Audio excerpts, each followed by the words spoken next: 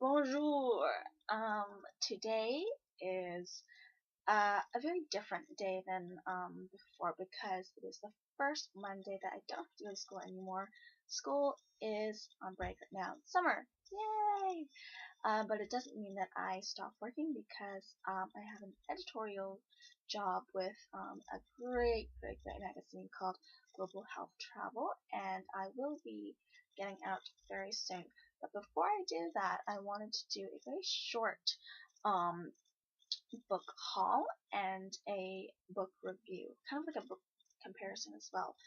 Before I dive into that, I just wanted to say I know I'm taking a bit of a long time reading Jane Austen's book club, but the reason why is because I keep cross-referencing back to her complete works, which I probably shouldn't show, but it looks rather shabby. I've had this book for like 5 years. I took a course on it, a whole semester doing her complete works, and I did a dissertation about it. But anyways, this is the reason why.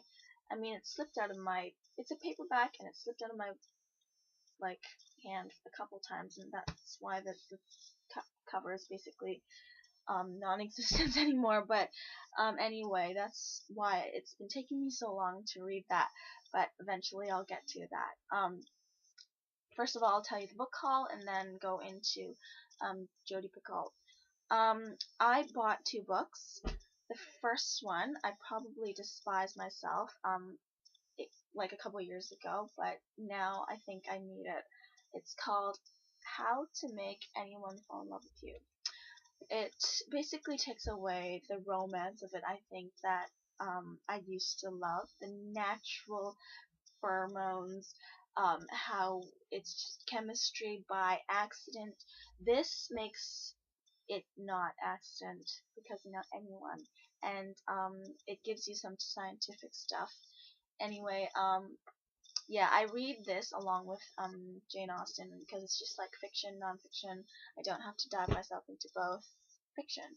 Anyway, the other book that I bought recently is Alice Munro's Dear Life.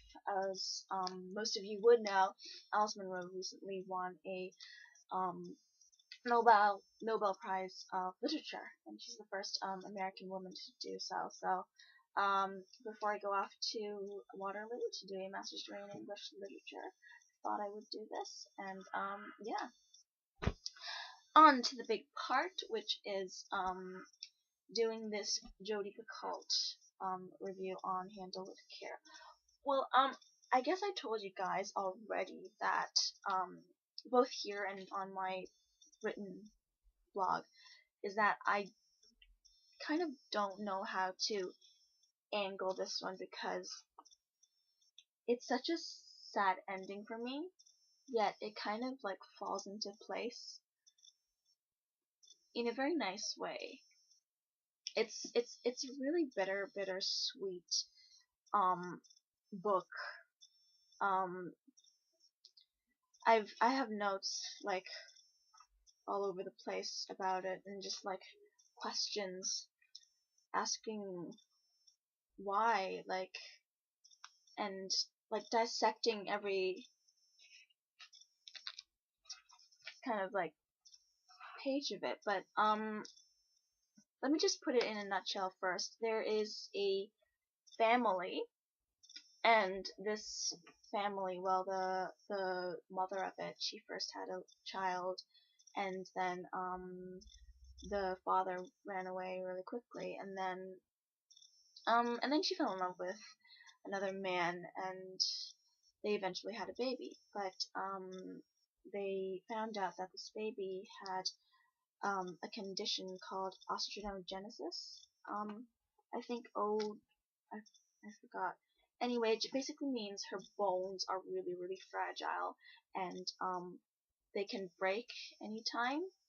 She's had 50 breaks within her 5 year of lifespan, and she doesn't grow like a normal child. Although although she is a 5-year-old, she has the body of probably a 2-year-old.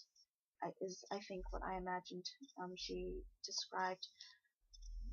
And it turns out that they never had a problem with it, just because they thought, we'll be able to deal with it, until they went on to a trip to Disneyland and she fell, and they didn't remember to bring the document that said, we're not abusing this kid at home. She has a medical problem, and they didn't bring it to the trip. And one lawsuit turned into another, which is initially they wanted to sue the Disney and the police and stuff, but they ended up suing their obstetricianist because of wrongful birth, which is where it comes into the complex part, because the obstetricianist is actually her best friend, and hence they fall apart, and her older daughter also falls into this big fall apart, because she herself has personal problems as well, because, well, she's the one who forgot to bring the letter, and she also I guess has obesity problems and self-esteem problems at home, and she also is used to be a great friend of the obstetricianist, obviously because they're family friends, daughter. So that's the complexity of the whole thing, and obviously Jodi Picoult is great at weaving these different views and perspectives and voices together, just like the one I've done before, Sing You Home. If not, you can check my blog, and my sister's keeper. Anyway, the ending is that the obstetricianist, she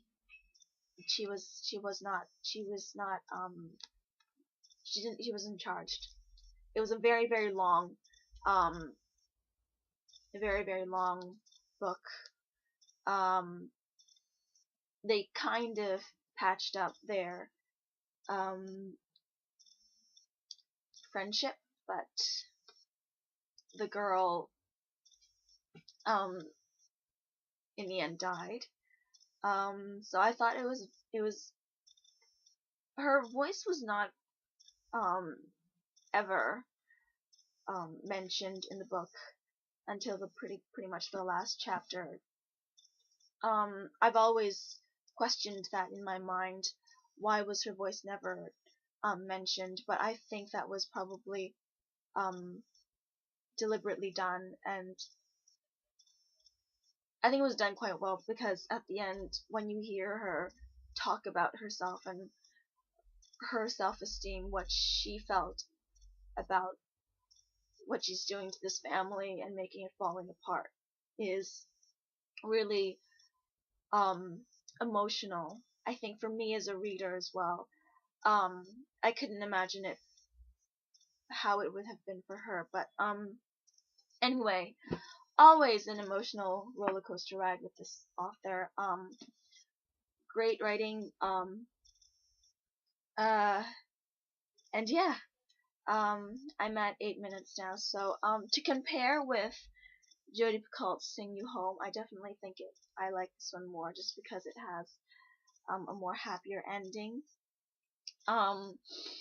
and the idea of having a soundtrack to follow it is beautiful.